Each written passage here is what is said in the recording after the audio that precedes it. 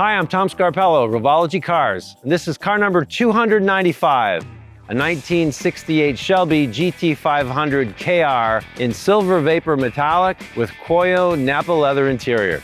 Today I'm going to take you on a walk around of this car, and we're going to go for a drive. Let's get started.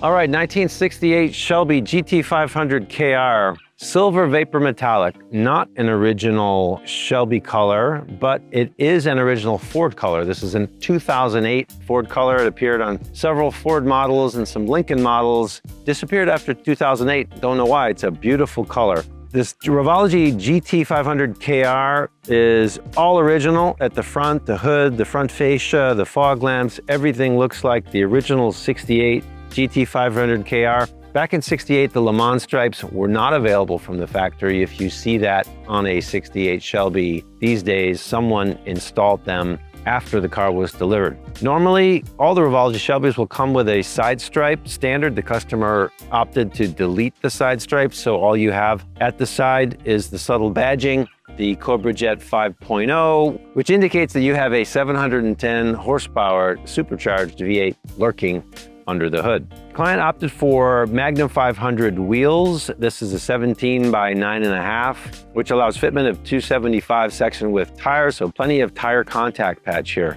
At the rear, the 68 Shelbys featured an argent painted tail lamp panel, and the tail lamps themselves were actually from the 1965 Thunderbird. So a little bit of trivia there. The KR models had the Cobra Jet fuel cap and the quad tip. So from the rear, this looks just like an original 68 Shelby. All right, so we're in the interior of car 295, and here is where you're really gonna notice a difference between this and an original 68 Shelby. The first thing is the smell. Wow, leather interior smell. All of those Italian cows, I think they're Italian cows, they're European cows anyway. 5.5 of them to be exact, to trim this entire interior in Cuoio Napa leather. This is the same leather that Ferrari uses. The seats and the door panels feature a perforated insert, and the rest is solid. The dash, here's Cuoio. Of course, the veneers are genuine walnut,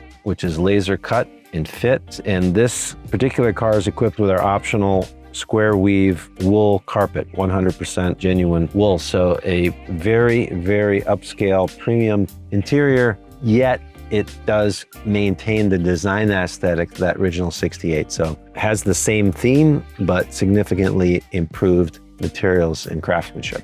Let's go for a drive.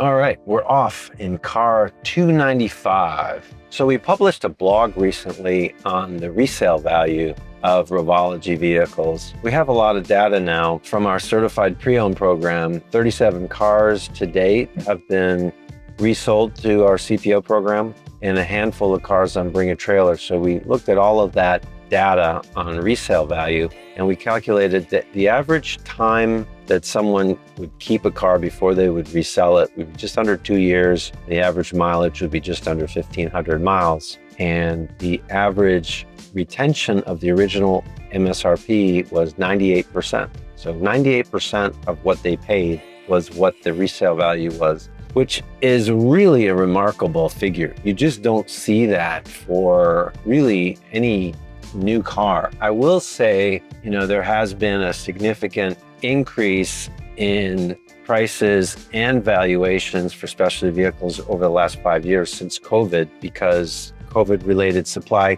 constraints drove up cost of materials and prices went up. So people who bought a car at a lower price benefited because the newer vehicles were so much more expensive. So that kind of helped to prop up resale value in general. But even before COVID, the handful of cars that we had sold through CPO prior to COVID was still getting in the high 80% of their MSRP, so it's still really good. I don't recommend that people buy these cars as an investment. That's not the purpose. You should buy it because you love it and you want to drive it and you want to enjoy it, not as a speculator. But it's good to know that there is good resale because there's strong demand for these cars, and it just gives you peace of mind, particularly when you make such a large purchase. So why is that? Why do Revology vehicles command such a strong resale? Well, it's because they are really unique. There truly is no one else doing what we're doing quite the way that we do it.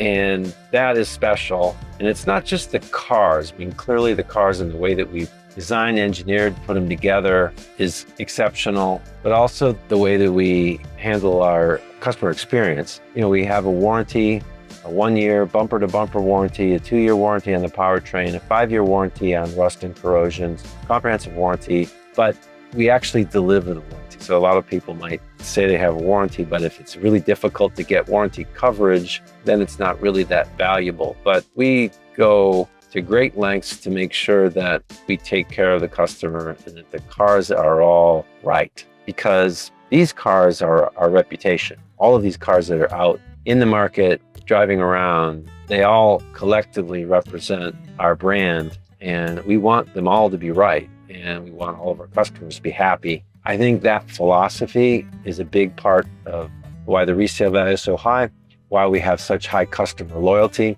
We have, as of today, 38 customers who own or have owned multiple Revology vehicles. That's a high number, particularly for such an expensive product. You know, you don't get repeat customers if you're not delivering a good experience. Are we perfect? No, we're definitely not perfect. Have we had problems? Yes, of course we've had problems. But I think how you react to the problems when they happen is what really demonstrates the kind of company that you are and the kind of mindset that you have with respect to taking care of the customer and delivering on your brand promise. So we continuously focus on improving everything. We work very closely with our customers, get their feedback, and try to respond to the things that they bring up. How could we make the product better? How could we make the ownership experience better? So that philosophy, I think, is what has gotten us to where we are now, and that is the philosophy that will continue to guide us in the future.